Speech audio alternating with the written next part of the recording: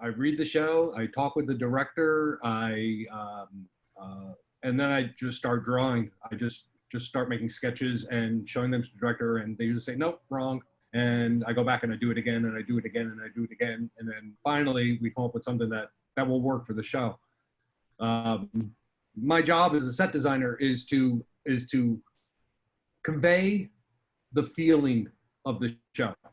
And I know a lot of people think about set design as, well, the door goes here and the window goes here, and we need a couch here with the 2 chairs over here and a table over here. And yeah, that's an important part of the design. But I think the biggest, the most important thing about the design is conveying the feeling that the director wants to, that tells the story that the director wants to tell. And I think that's most important. It's always the first question that I'll ask the director is, when the audience walks in, what do you want them to feel? What do you want, how do you want them to feel when they walk into the theater? Our theater, City Lights, has no curtain, has no grand drape. So when they're walking into the theater, excuse me, when they're walking into the theater, they're walking into the environment of the show. And so the minute they enter that theater, they have to be hit with the story right then and there. And so my job is to make sure that for that half hour that you're sitting there in the audience waiting for the show to begin, that you understand the type of story that you're going to see, or the possibility of what type of story you're going to see. And I think that's the most fun part for me. And the way I get there is in talking to the directors, I usually look for a word. Lisa is very good at this. Kit is very good at this. Mark Anderson Phillips is very good at this. Jeff is very good at this, actually. In talking, I wait for them to say a word. And for instance, Truce. Kit and I were talking about it, and this was a brand new show. The set had never been done for it before. So that was, we'll get into that later. That was cool in and of itself. But Kit said, I see slats. And that's really all he gave me for the set for Truce. And I said, okay, well, what do you think of what slats? You think fences and slatted blinds or something? So, and Google's been great for set designers, by the way. So I Googled slats, and of course, fences came up, and everything that you think of when you think of the word slats, all those pictures came up. I said, okay, well, that's what I expected, and I'm not going to put a fence on stage. And then I started digging down deeper and deeper, and I came across somebody who made a couch out of pallets, which were slats, basically screwed to a frame.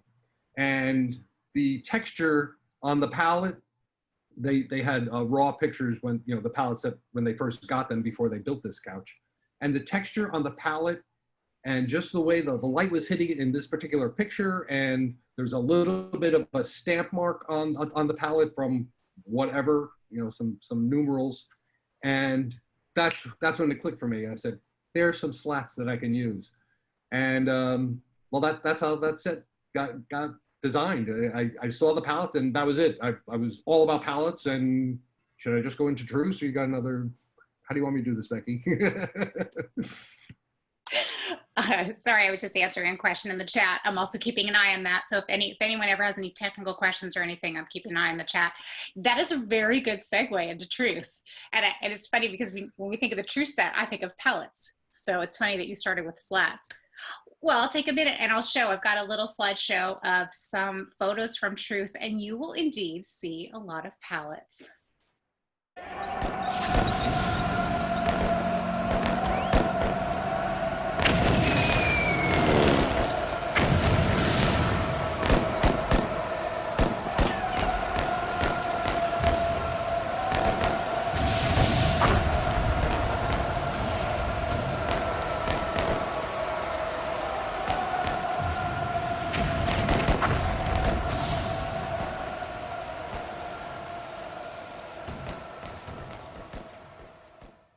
And that last photo was on opening night. And I think I saw the Boulets sitting in the front row. Connie and Paul, did you see yourselves there? I thought so. So that was, and sound design there was by George Saris. And some of you saw him when he was on the next stage a few weeks ago. And that was one of the things he demonstrated was blending sound for Truce. So those were some images of the Truce set That was just such a visually cool show. One of the things I love about the Truce set is how much recycled material was in it and repurposed stuff. Tell us about the Truce set. So, okay, so the fun thing about the Truce set is, as you can see, it was made up mostly of pallets. That was the background for it. And we threw light through those pallets, and there was smoke and fog, and we had some projection screens built into the pallets. In searching for pallets, I discovered that they're really cheap. They're $7 a piece. So I said, I'm gonna get a lot of pallets. So I have a couple of pictures. I didn't think to send you these pictures, Becky. I have pictures of my truck stacked high with pallets that I brought to the theater. And then I found out that if you return the pallets, you get the $7 back. So that entire set cost us, what, $394. And I think it was the cheapest set that I've ever designed in my life. But you can see where the slat idea came in with the pallets. You saw all the slats, and they just said to me, the trenches, you know how they, like you were all there, World War I. You know how they built their trenches and shored them up with wood on either side to keep the mud and dirt from falling in. That's what that looks like. But it can also be a wooden office for I think the first scene took place in somebody's office. I don't remember who. It was Damien. Damien Vega was in there. That's all I remember. So it was just by the way the lighting was changed against those pallets. It changed the whole feel of the stage, and the whole feel of the design was just so. It just was able to morph so easily, and I just loved that. And Kit's idea of using slats was a great one, because there were so many opportunities to use those with light and shadow and all that. They were the pallets that I got. We didn't paint them. I did absolutely nothing to them. We took them we screwed them together, and that's all we did. I left them exactly the way that I found them, no matter what they looked like. Some of them were broken, and I think it worked well. I had a lot of fun doing that, except for the time when we had to haul the pallets, 14 feet in the air and screw them to each other. That was tough, but they didn't fall down, so I'm happy about that. And I should have introduced the show a little bit. Truce, A Christmas Wish from the Great War. That was a world premiere in 2014, written by Kit Wilder and Jeffrey Bracco. And I'm sure those of you even who didn't see the show have gathered. It's set in World War I during the Christmas truce of 1914, when both sides laid down their arms spontaneously and played soccer and sang Silent Night. It was a really, really beautiful show and a very successful show for us. There's some nice comments in the chat. Gloria says, it reminded me of bombed out buildings. It was stark and seemed to enhance the cold feel of winter and war. Agreed. And Ronit said, I walked into the theater and said, Gloria outdone himself. Oh, go ahead. No, I was going to comment on what Gloria said. That's something else that I saw with those slats, with those pallets. And why I left some of them broken and some of them not complete is because you're exactly right. That's exactly what it reminded me of. So yes, one for Gloria.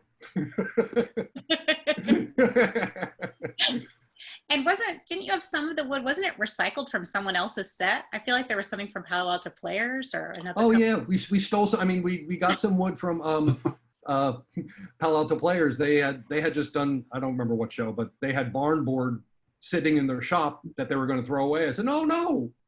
I got my truck. We filled up the truck with the barn board and it went to City Lights. And that was the front. I don't know if you remember the picture, but the front portion of the set was all that barn board. That's why the set only cost us $394, because we stole everything from everybody. It was great. How much does a set usually cost? Or what's more of the typical? It depends. It's hard to say.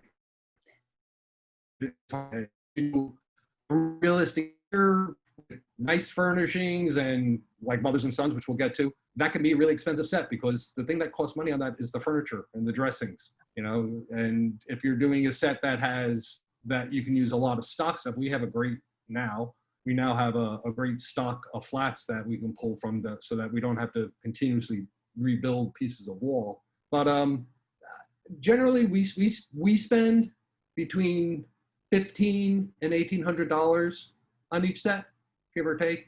The musicals are usually a little bit more because they usually require more stuff. Cabaret was expensive because of the draperies. I had all the flats already, but the fabric in the draperies, that was expensive. But I generally say we very rarely go over $2,000 for a show. And Marino's going, no, that's not true, Ron. See? Our general manager, Ann, points out in the chat, and tables and chairs, yes. Oh yeah, well, that was a capital expense, I was told. There were a lot of tables and chairs in Cabaret, as one might imagine. The other thing I wanted to ask about Truce, too, is that it was, as I said, a world premiere. And so I imagined that it was, things were evolving throughout the rehearsal process. Was it a different feel working on a world premiere? It was my most fun thing. It was one of the most fun things to design for me, because one of the things that I do as a set designer when I know that I'm designing a show is I go back and I see what other people did, because A, that's just easy, and B, you get a good idea of the feel of the show that other people did. Funny story about that though, when we were designing Eurydice, Lisa and I were talking, and we kept talking. We didn't know what to do with the show, and I went online and looked at what other people did, and it was all very stark and clean and German, and it was just very German, as in like never mind. And I said, that is not what Lisa's telling me though. Why is everybody doing such hard straight lines? I'm seeing something very soft and warm, and that's what we went with Eurydice. Where was I going with all that? Oh, right. So, nope, forgot it. Going online. World premiere. Oh, right. So, because there was a world premiere, I couldn't go online and look at what other people had done. I was going to be the other people that other people would look at to see what they did if we get that produced somewhere else. But so I didn't have the benefit of seeing, oh, this person did that with that show. That was terrible. Let's not do that. Or this is good. Let's steal that design. Or let's steal that idea. We don't steal designs. But so I didn't have that benefit. So that was the cool part, is that it had to come from me, and it had to come from Kit, and it had to come from the cast. And that's what made that set fun for me, is that I had nothing going on. It was just like, all bets are off. There's no rules here. We can do whatever we want because nobody's done it before, and we're gonna make the rules about this show.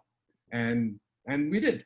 And I hope that if that show is done in the future, and when another designer gets their hands on it, I hope they do look at my set and say and see it, and whether they do use the same treatment for the set, I hope it encourages them or gives them ideas to take it a step further or do something different with that. I'm eager for that to happen, and I know someday it will. I'm done talking now. You can ask another question. You can see we have no fun with Ron at all in the theater. Great. Well, we can talk more about Truce during the Q&A, and I know we have a cast member from Truce here, Michael, so we might want to jump in too. Hi, Michael. Well, for now, let's go ahead to the next show that we're going to think about is Mothers and Sons, and that was in January, February of 2019, and the set is very different. It's actually, I stole it for my background here because I want to live in this set. It's a very sleek, beautiful New York apartment. Mothers and Sons is by Terrence McNally, and it's about, well, sort of the aftermath of the AIDS epidemic and different generations and remembering what we've lost and moving on. It's a really beautiful play. And I am going to play another slideshow for you right now.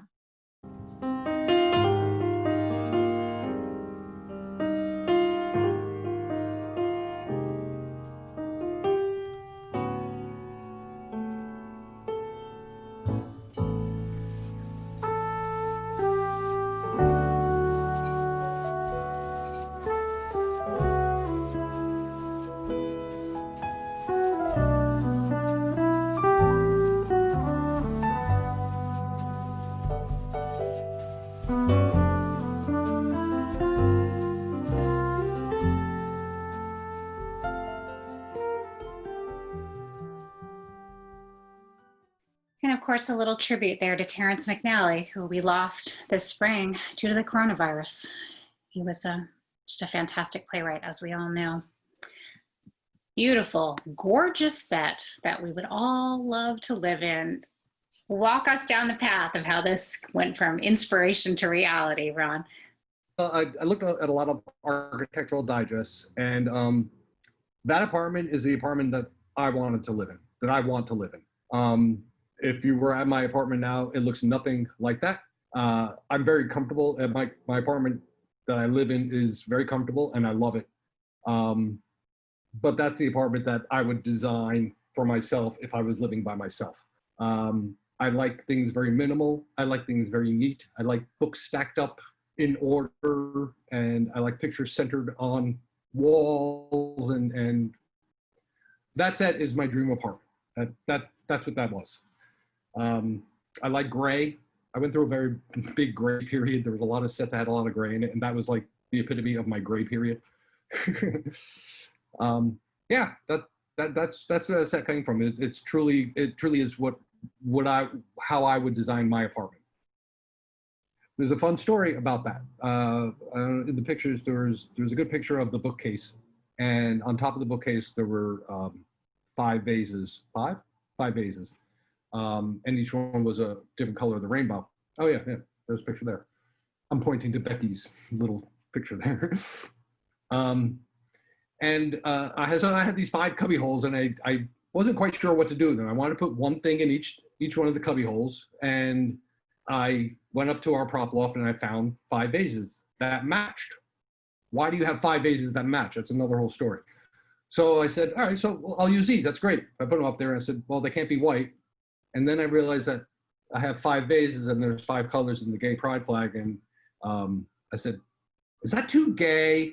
So I emailed the cast and the staff, and I said, all right, here's the idea. I got 5 vases. There's gay people in this show. They might have this in their apartment. Is that too gay? And everybody said, no, I think it'll be all right. So I said, all right, you know what? I'm going to paint them. Let's put it up, and we'll put them on. So those were the things that I got the most compliments on, were those stupid vases. And I said, all right, well, that was the right decision to make. What was I talking about again? Mothers and Sons. Didn't we actually sell them? Right. Something was for sale, right? I was trying to remember. Didn't we take bids on the vases? Didn't we sell them? No, I gave a vase to each one of the cast members. Oh, lovely. Because there were 5 people in the show, and everybody got one of the vases. That was I think that was one of my favorite realistic interiors. One of the reasons why it is one of the ones I wanted to talk about. I don't think I've done a better realistic interior than that one. And you know, that's all I have to say about Mothers and Sons, unless you ask me another question. I think we're overlapping each other because of Zoom. We're gonna blame Zoom. Anyway, there is someone here on the Zoom meeting who has one of those faces. They don't have their camera on, but Ronit and Max, they say they still have the green one. Max was on the show. Oh, Charlie wants to throw a question in there. Charlie's gonna squeeze one in there before the Q&A. Way to go, Charlie. Charlie says, this set makes me want to ask, at what point do you plug in the props person? Do you have set ideas of what I want modern art here, books there, etc., or does the props person get to bring some flair of their own? That's a really good question for this set. So there's 2 trains of thought considering with props and set dressing and furniture. Some companies, some designers like the prop person to take care of the set dressing, the furniture, what goes on the walls, what goes in the cubby holes or whatever. I like to do that myself. So I like the prop person to deal with props, things that the actors deal with, envelopes, bottles, glasses, stuff like that. But as for the set dressing, I like to do the set dressing myself. I think that's the most fun part of designing, especially a realistic interior, because I get to pick all the pictures and do all the drapes and see which couch I want and find it in the garbage, and then so that's something else about this. I have this uncanny ability to find the perfect piece of furniture that we need for a show in the garbage. When we did Hedda Gabler, downstage center, we wanted a tufted, short, 4-foot-long white bench. 2 days later, I go down to I'm leaving my apartment. Next to my dumpster is a 4-foot-long, tufted, short, white bench. So I don't know why. I just put it out there that that's the piece of furniture I want, and it seems to come to me. I don't know how it works or what, but so that's a fun fact. So yeah, but the props person in this company and props people who work with me, I like to do my own set dressing, and I will ask for help. I said, hey, I really need a gramophone from 1929. Can you help me if you see one? can you grab that? And that's how we got the gramophone for Cabaret. I said that, and all of a sudden a gramophone appeared at our theater. So yeah, to answer your question, Charlie. That bench was a dumpster dive, Ronnie. Yes. You have to tell the story about the refrigerator that you found that was surprisingly heavy. Oh my God. Okay, what show was that? I don't remember. No. Oh, Stupid Effing Bird, I think. Oh, great. So we needed a refrigerator, and I didn't want to take the refrigerator out of the green room again, and I can't take the refrigerator out of the concessions area because everybody will get mad at me. So I said, all right, well, I need to find a refrigerator, but it doesn't need to work, so it just needs to be a piece of garbage. So I'm driving around, and sure enough, on the sidewalk is a refrigerator. So I got out of my truck, and I lift this refrigerator onto the bed of my truck, and I've lifted refrigerators before, but this one was particularly heavy, and I couldn't figure out why am I weaker? Am I getting old? So I get it on the truck, drive it to the theater, we get it out of the truck, and we open it up, and it is full of bags of rice. I had no idea that it was full of bags of rice. Why I didn't open the refrigerator before I put it in my truck, I don't know. So I managed to lift a refrigerator full of rice, bring it to the theater, and then we had to throw the rice away because we had all this rice. Some of the rice actually wound up as set dressing in the cabinets. Was it rice? Yeah, it was rice. So I think some of it was grits. Story. I think some of it was grits. Some of it was rice, and some of it was grits. Grits. It wasn't rice. It was grits. Yes. Of all things, grits. Why anybody? I mean, the refrigerator was a regular size refrigerator. So the whole thing was filled with grits. Why anybody has that many grits, in storage? I don't know. I think found only 2 blocks from the theater, so. And I love that Gloria says in the chat, glad it wasn't a body, because I kind of thought that too when I said tell the story, the surprisingly heavy. So we are very creative and industrious here at City Lights. We get what we need. We don't always pay top dollar for it. One more thing before we move on from Mothers and Sons set, because yes, in 10 years, the story will be that it was a body. Yes, Deb. Because this is a realistic interior, you must tell us about the duck. Oh. The duck. Okay. So first of all, the couch in that show was in 2 other shows after that. That was the couch in God of Carnage and another show, I can't remember what. And it's still there. I sat on it today. So the duck, about 25 years ago, 30 years ago, I was working at a company. It was one of my first full-time jobs as a set designer. And this wooden decoy duck was in the prop area. So we were doing a show that it worked, and I put it on stage, and everybody loved the duck. So I was at that company for 8 years, and when I left, I took the duck. So I put that duck on every realistic interior set that I've ever designed. Some people see it, some people don't. Sometimes it's hidden because wooden ducks don't work in Silent Sky, but it was there. And still, where is that duck? Oh, it's sitting on my shelf over my desk at work. That duck will go with me to my grave. Yeah, I think the duck even went into Jane Austen time. Didn't the duck show up at Pemberley? Yeah, every single realistic interior, it's been in on stage somewhere, and it's a big thing. I mean, it's 2 feet long, and it's, you know, it's tall. It's not a little tiny duck. So design that into a show. A little city lights trivia. Yeah, some good luck symbol. Nice. All right. Well, the third show that we wanted to concentrate on today, you mentioned it, was Silent Sky, which was one of our most popular shows in recent years by Lauren Gunderson in 2019 about pioneering women astronomers from the turn of the 20th century. Absolutely gorgeous production all around. Ron set was truly inspired. So I have a slideshow for that one as well.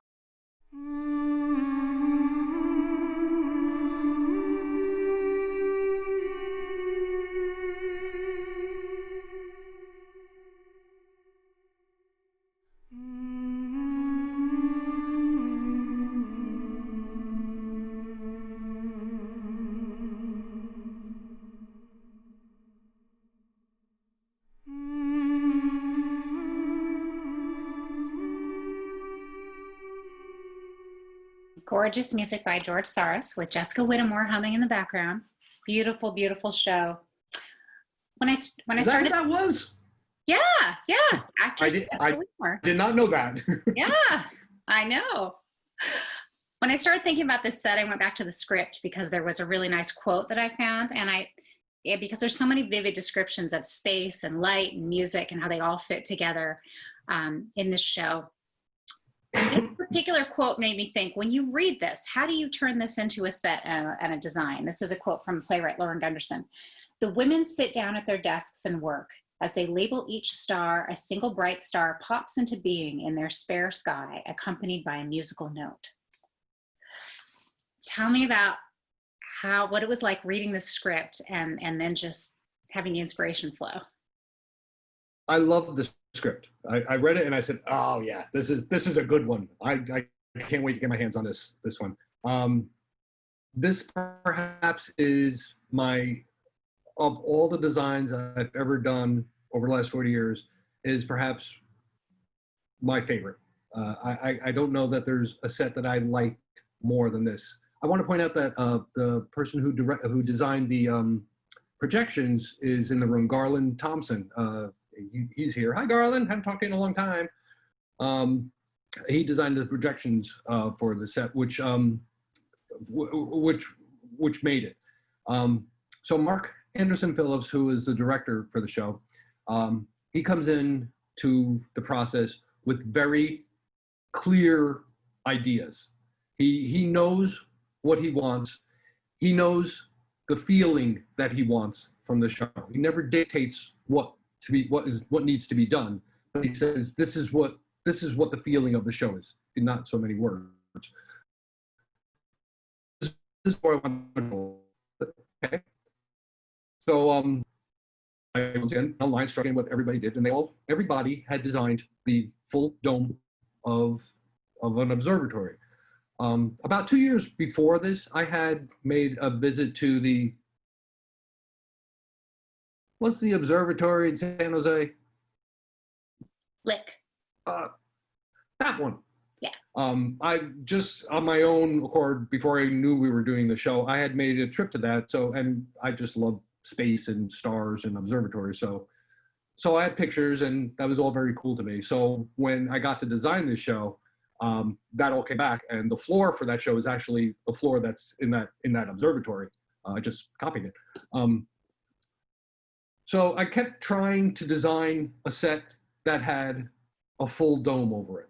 And we only have 14-foot space in our theater. So it kept going up over the pipes. And you can do that, but I couldn't do it with a full dome. And it just didn't look right. It just kept not looking right. It looked like a tombstone. And then if I tried to fit it in, it looked bulbous on top. And I kept going back to Mark, and I said, yeah, and we both went, no, that's not it. So I was getting frustrated, and now there's deadlines, which is a great way to get a design done, is to have a deadline. And the deadline's coming. We've got to start building this thing because we're going to open soon. So, so I'm sitting one day, and in literally maybe 3 minutes, I just took my pencil and just started drawing. I drew a ramp, I drew a circle, and I drew half a dome. And I emailed it to Mark, and he said, yes, this is it. Yeah, I mean, lots of exclamation points, but he said, yes, this is it. That set was designed in literally 5 minutes. It was just me going with everything that I had done for the past 3 weeks and all my knowledge about observatories and what I had observed at the observatory. And all that was in there, and it was bubbling and boiling and fermenting, and it just came out in 5 minutes on this piece of legal pad paper. And that's what we went with. Joseph Hitty, who was the lighting designer, and Mark came up with the idea of hanging all those light bulbs. That's where the stars that go on, as Rebecca described at the beginning of this part, that's how we were going to do that. And those were actually supposed to be fixtures from the period, but that started to get a little bit beyond our capability. We'd need more people to go out searching for those things, and then we have to pay for them. And as you know, as you heard, we don't like paying for anything. So we just went with the bulbs, and I think it was brilliant.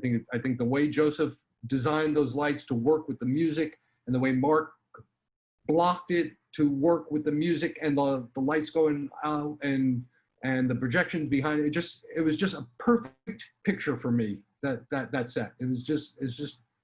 I said, well, that's it. I don't have to design anymore because I can't do any better than this. I'm not gonna outdo myself after this.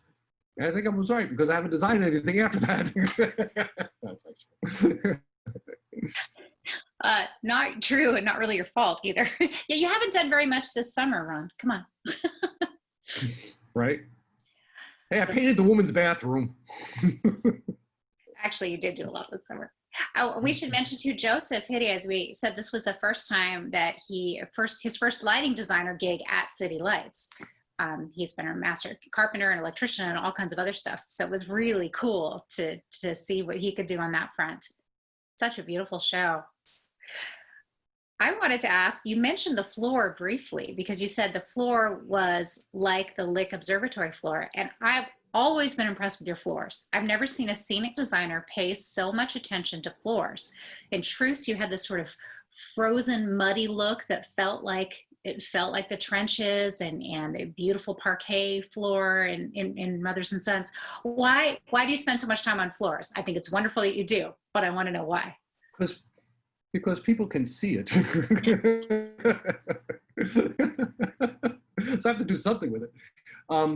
That's partially the reason, because of the way our theater is constructed. The stage is down here and the audience is raked up, so the people in the back row can see the whole floor. That's part of your design. You need to incorporate that into your design. We're lucky in the fact that we own, or we're able to paint our stage floors. There's a lot of companies that use city facilities or whatever, and they're not allowed to do that. And they just have to bring their set in, put it on the black or the wood floor, and be happy with that. We're lucky in that we get to use that floor as a palette. And I love doing floors. I love doing wood floors. I love doing parquet floors. I love doing you probably notice I do a lot of checkerboard floors, which I always curse myself because you have to paint each individual, or at least every other square. And I said, why do I do this to myself? But it always looks good. I like them. Silent Sky has a checkerboard floor in it, as a matter of fact.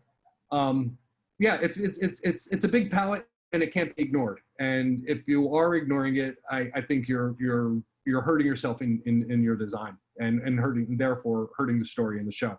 Florists can tell a lot about where you are and the socioeconomic status of the people in the building, on the set, and it can tell you everything. If you have an old creaky gray wood floor, that's going to tell you something, as opposed to a polished brown, dark brown wood tone floor. That's going to tell you something about the show. And like I said, it's such a big palette that you got to do something with it. And if you don't, you're cheating yourself. You're cheating yourself on the design. It's true. And we were just talking about this earlier. I know you had a story about the floor in the language archive from 2014. And that was a play, much of it was set in a language lab. Deb is smiling because Deb was in that play, and so was Lisa. But I remember you had a really cool story about that floor, the language lab floor.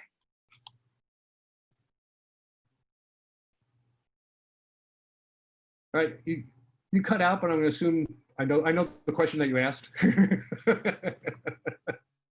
language archive All right, floor. so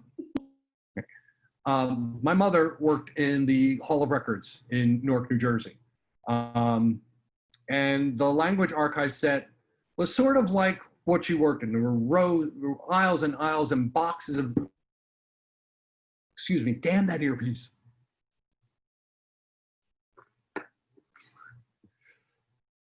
So it was pretty much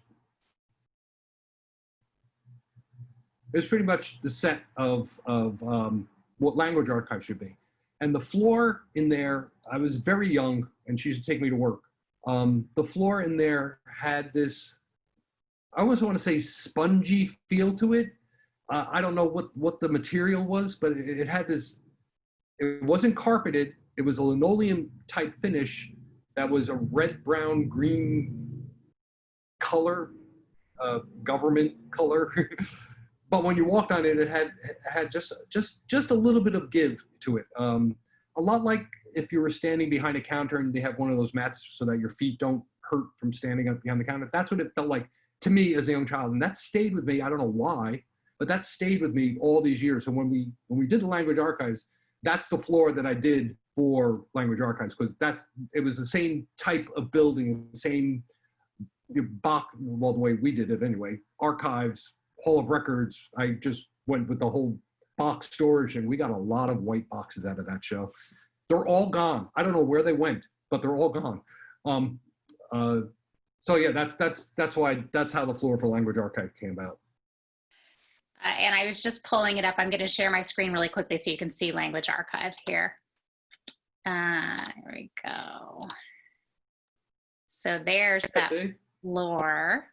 And there's Deb. Let me go. I'm in our Flickr album here. Oh, just so we can all see Lisa. There's Lisa. Hi, Lisa.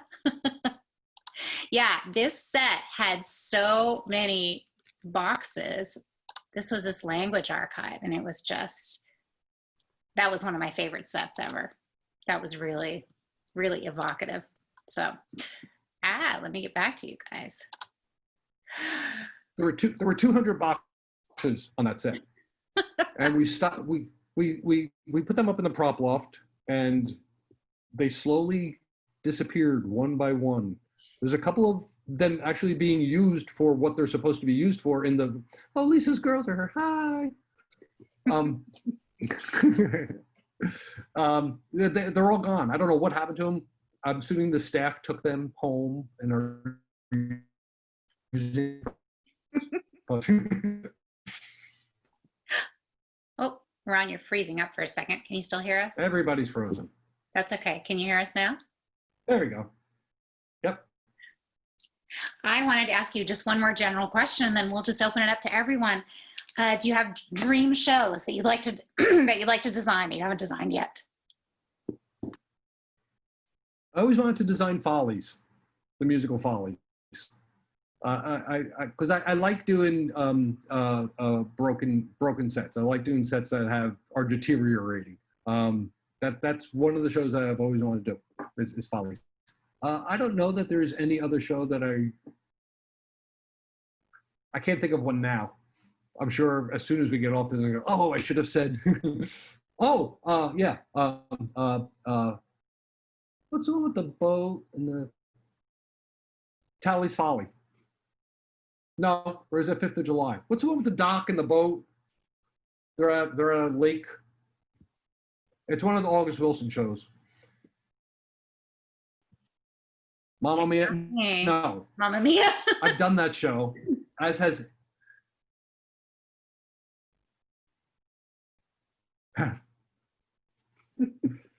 Sorry, Ron, I think you cut out a second. Well, that's good.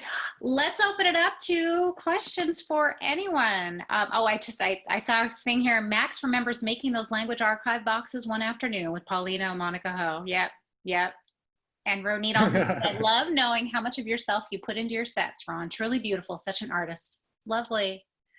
Well, anybody who wants to ask questions, feel free to type them in the chat or just unmute yourself and go.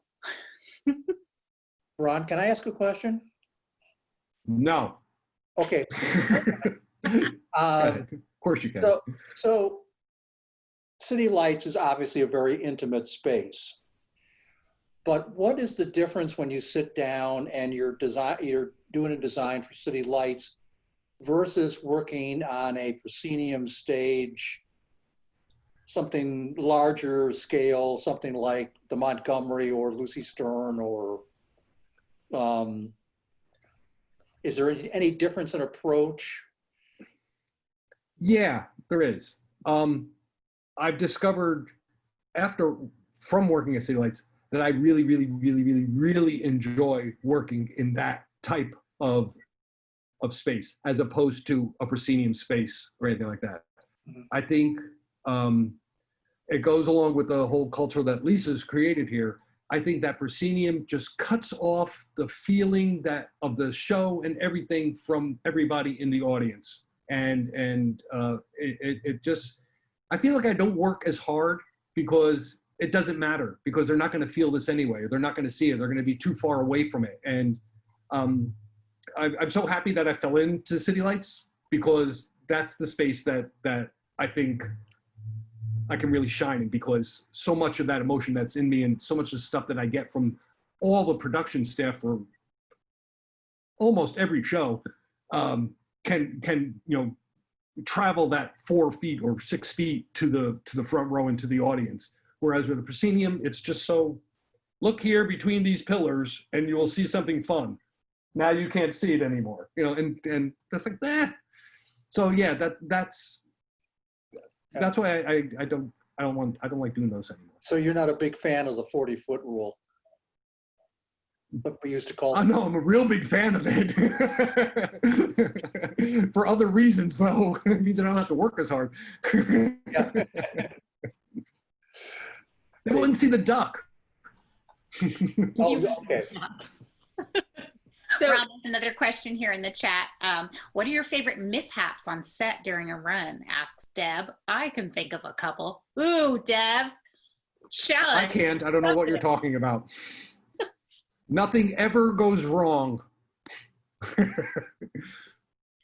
I don't know. Is there such a thing as a favorite mishap?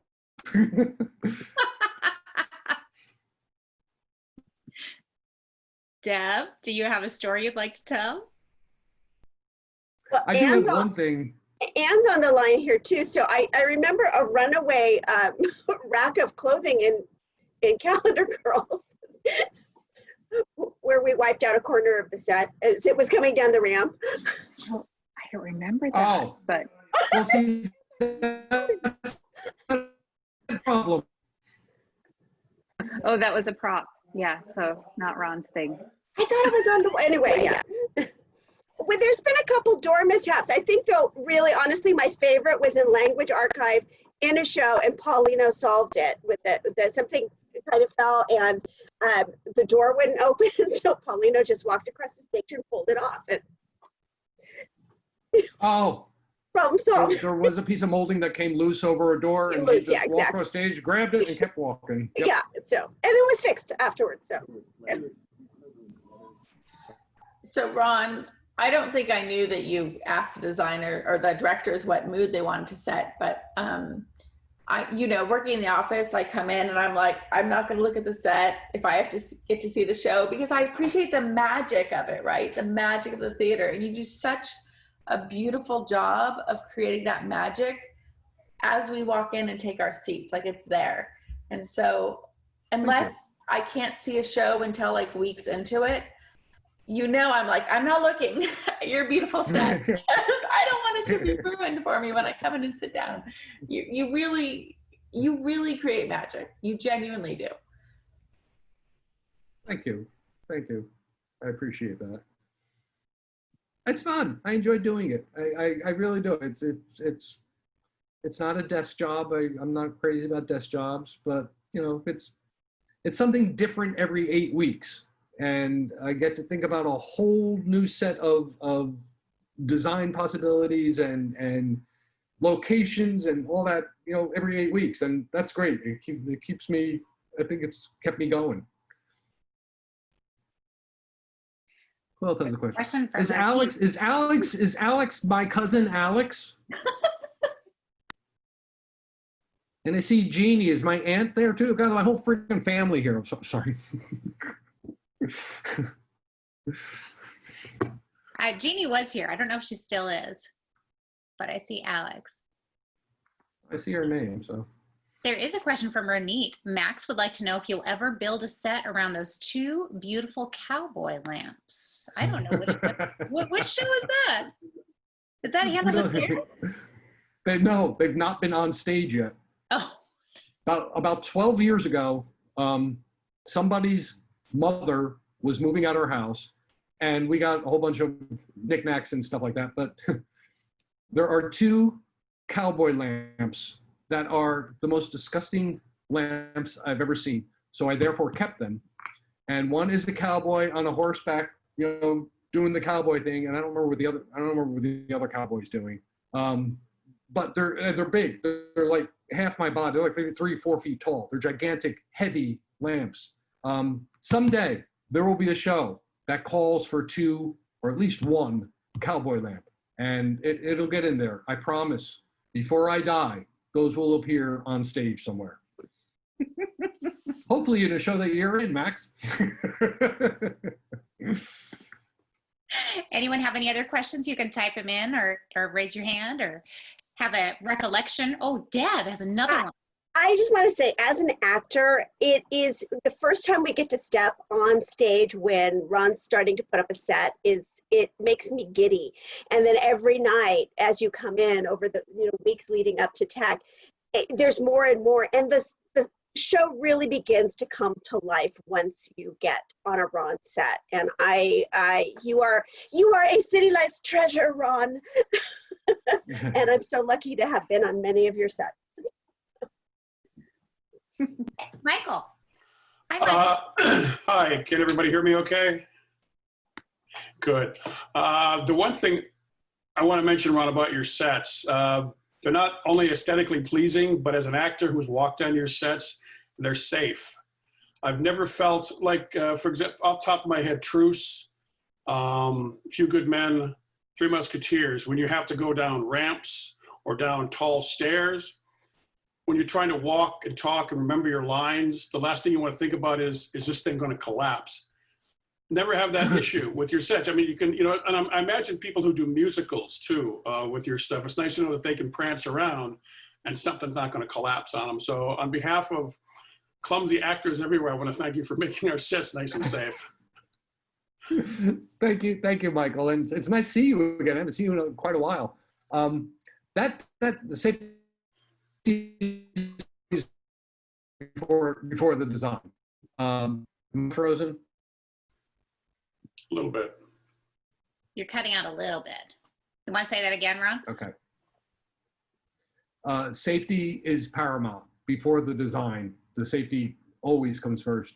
That safety comes from me being an actor. In high school, I did shows, and it terrified me. And I think back to how scared I was and how nervous I was about going on stage and picking up the tray and walking across the stage and saying this line and all that stuff that actors have to deal with. And that stayed with me so that when I build a set, that is in me. And I think about, they're not going to want to think about, making the left turn here because there's no railing. That there has to be railing there because they're not going to think about that. They're going to be wanting to get to where they have to be and pick up their prop and say their line. That's your job. I have to make sure that you can do that.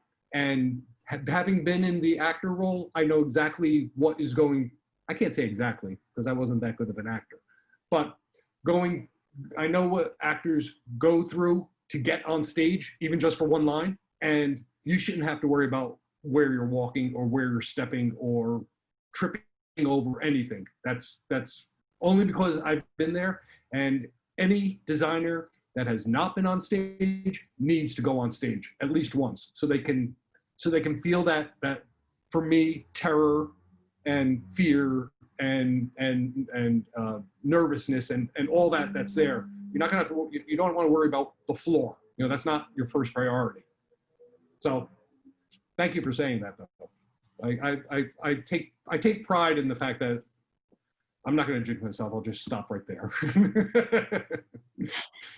Gloria seconds that in the chat. Gloria was in the Heights in 2018, and she says, "Thank you so much, Ron. I always felt safe." Agreed. I think the biggest hazard of all is just not realizing that the paint's wet and accidentally walking in it. And I'm sure none of us would ever do such a thing. And we will never let you live that down, ever. Oh, I have to give myself a note. Like once he starts painting the floor in the theater, then I'm like, okay, put a big note on the VOM entrance that I can't go in there. I'm sure there's a photo of that. Anne, there's wet paint in here. Don't go in there. Love, Anne. So you got me once too, though, Ron. Let's be honest. Well, you're my slip and slide sisters. You're my slip and slide sisters. Still my favorite pants. Got ruined by black paint, but that's all right. So to fill in everybody else in our little private joke that's going on here, I paint the moat, the space between the seats and the stage. There's that little alleyway. I paint that for every show. Sometimes we do different colors, sometimes it's black. And it's usually done on a Wednesday afternoon, sometimes Thursday afternoon. And Anne has inevitably decided to walk in the theater right after I paint the front portion. And so I go, Anne, wet paint. And then she does the Anne dance, which is left, right, left, right, left, right, left, right, left, right. And then she says some foul words and then looks at the bottom of her shoes. And then she walks off and takes off her shoes. So this is a whole process that we have to go through, because now I feel that if she doesn't do that, the show will not go well.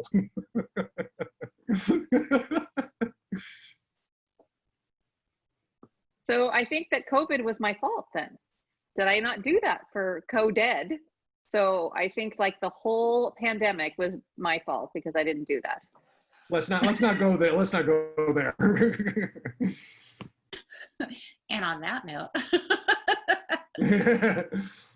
this good stuff. Hey, by the way, Ron, yes, indeed, that is your cousin in the chat. He mentioned, yes, I'm your cousin. In case you did he?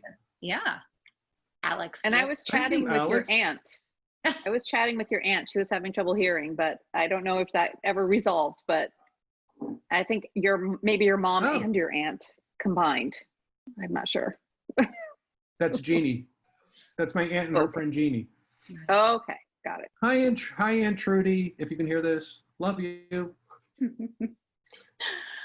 Oh, this was great. Anyone else have anything they want to say to Ron or ask Ron? Other than that, I think we're going to wind up. This was such fun. Any other questions, anyone? Oh, Marita. No, Rich has a question. Yes. Well, more just a comment that to kind of echo what Am said and what everyone has said, Ron, and that your set design is just so amazing. And I agree with Am, walking into the theater at the start of every show and feeling the magic of being in the space that you create that sets the scene and sets the tone for the whole evening is just really, really wonderful.